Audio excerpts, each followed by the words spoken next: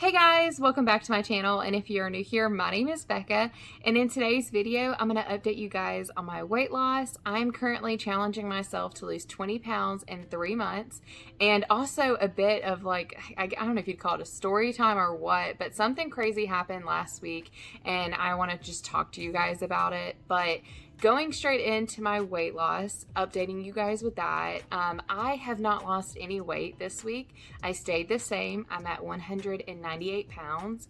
And the only things that I'm doing differently this week is I have started working out, but I am actually using the Growwithjo workout app. I paid for it with my own money, and I truthfully do not want to give you guys an opinion on it right now because I've only used it a little bit, and I would like to use it.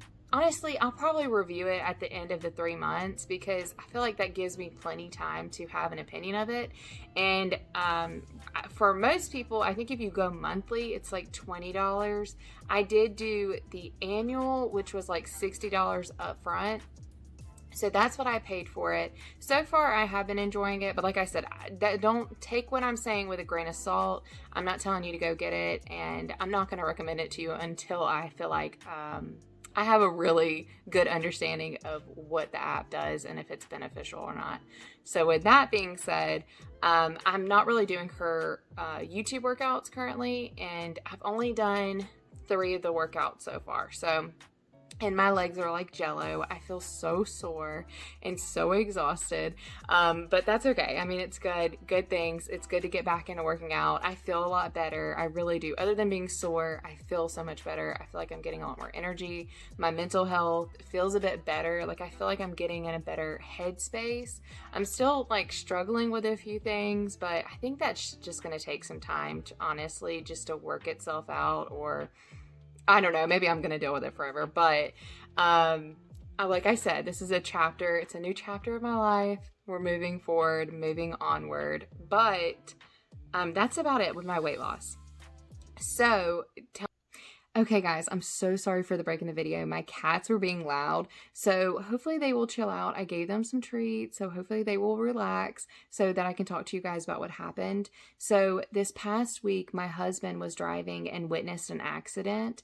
And to paint the scenery so you guys can visualize what happened, my husband is driving on the right side of a highway, and in between the right side and left side of the highway, there's this grass median. But my husband was driving up to a bridge, and this bridge is pretty high up, and it has this creek underneath it. And on the left side of the highway, before entering the bridge, there was a state trooper that had a vehicle pulled over. And because of that, the traffic on the left side was, slowing down because that's what you do when you see a cop on the side of the road. So they were slowing down, but this vehicle, for whatever reason, decided to completely brake check an SUV driver that was behind them, which caused the SUV driver to go into the median. And I think there was maybe a metal barrier that they hit, but my husband said that they hit the median and completely jumped in the air and nosedived into the creek. And because he witnessed this whole thing happen, he jumped out of his vehicle, ran down to the bottom of the creek, and by the time he got to the bottom of the creek, the state trooper was right behind him. And not that it matters, but the state trooper was she was a female, petite female, and they just look at each other for a split second, and my husband's like, what do we do? And the state trooper breaks the back window of the SUV. My husband jumps into this creek, and he is about 6'3", 6'4", and he said he's completely swimming. Like, he did not touch the bottom of the creek at all. And the state trooper noticed that, so she didn't jump into the water. So she's staying on the embankment of the creek, and my husband is now swimming to the passenger side of the vehicle. And he said at this moment, the car was bobbing. It was submerging a bit, but it wasn't completely, diving straight down further into the water. And he tried opening the passenger door, but because the car is still in drive, the doors are still locked. So since he can't do that, he starts swimming towards the back bumper.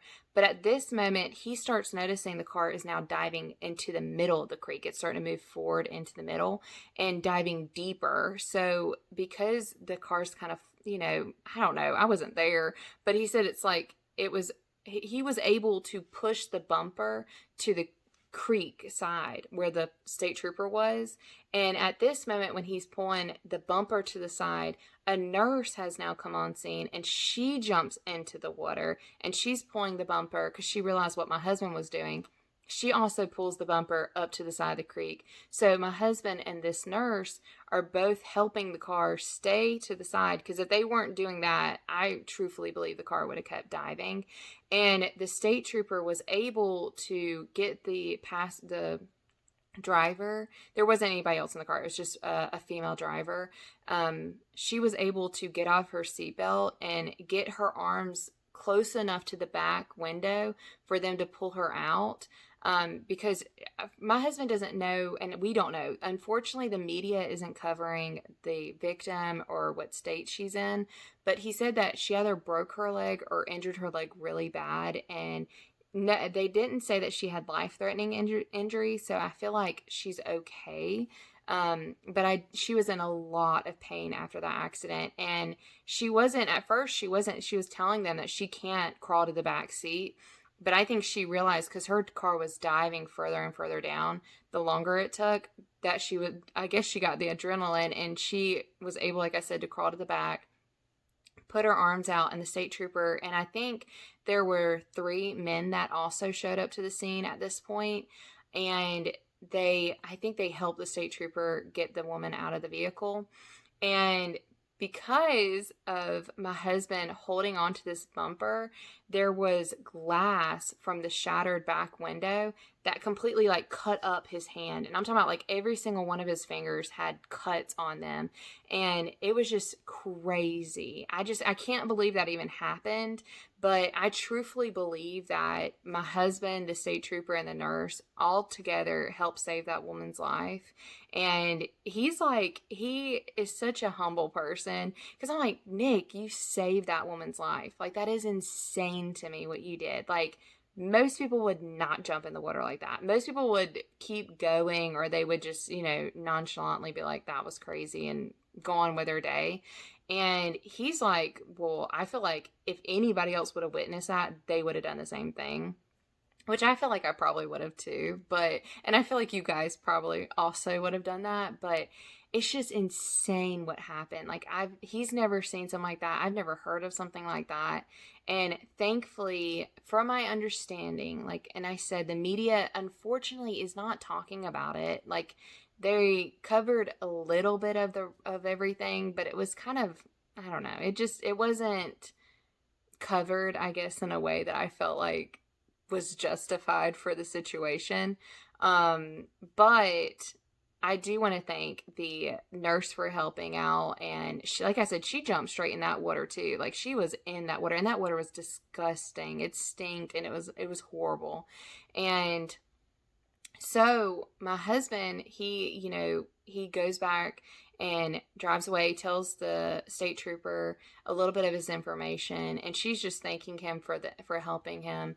And later on that day, he gets a phone call from the state trooper's office, and I live in Alabama, and our capital is Montgomery, and they said that they were considering, or they're going to put him at the top of the list to probably get an award, for some kind of citizen's award for what he did.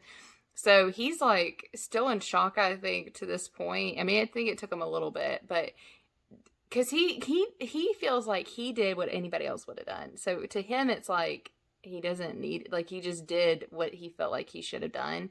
But I don't know. I just think that's insane. That's such a crazy thing that happened. And I wanted to share that with you guys, because I'm still like, I can't believe that happened. And I can't believe, like, I'm so proud of him that he just completely put himself in that situation to make sure that woman was okay.